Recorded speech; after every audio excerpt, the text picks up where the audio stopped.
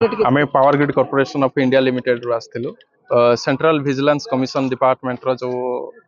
वार्ता थिला जे लोक को सचेतन करने सतर्कता बाबद से आम आज तिरिमल ग्राम पंचायत रे ग्राम सभा अरेंजमेंट करूँ से आमर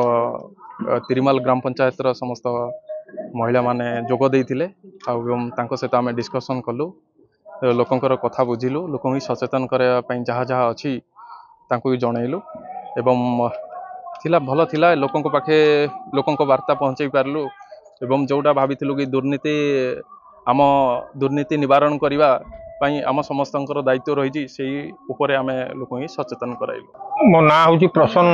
छोटराय सरपंच तिरिमल ग्राम पंचायत। आज आमर पावर ग्रिड पांड्या बिल तरफ जो सतर्कता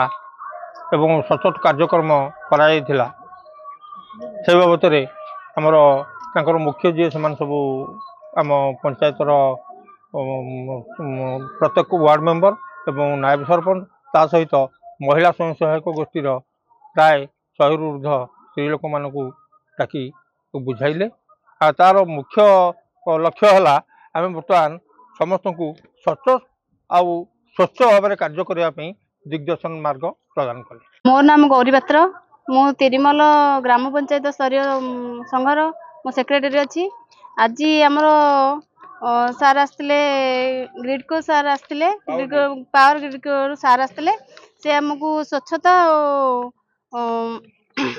सचेतनता विषय रे आमको बुझेले आम सब बुझिलु आम एसएचजी माँ मान सब भल से बुझेबू आ लांच नेबानी कि लांच देबानी से विषय रे आम भल से माने पूरा जेमती सार आमको स्वच्छता भाव बुझेले पूरा।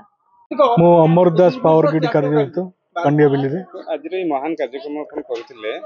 एसएचजी महिला मान को संजोग करथिले कोन एरो मुख्य उद्देश्य थिला हमर actually central government CBC vigilance commission रो निर्देशक में आम एटा प्रोग्राम अरेंज करथिलु ग्राम सभा हिसाब रे तब तिरिमल ग्राम पंचायत आम ताको बाछिथिलु तिरिमल ग्राम पंचायत महिला गोष्ठी मान को आम एकाठी करथिलु सरपंच को द्वारा हमर मुख्य उद्देश्य थिला जे दुर्नीति केमिति न हो दुर्नीति निवारण पंथा ग्राम रू ही सेटा आरंभ हो पार तो माँ मैंने समस्ते से एकमत सहमति हेले आम वार्ता पहुँचेलु जे आम दुर्नीति करवानी और लांच नबानी किसी हूँ असुविधा हो कौन हूँ बाटमरना हो लोक उच्चारण कर आम समस्ते जड़े जड़े जाग्रत प्रहरी हिसाब से कम कर।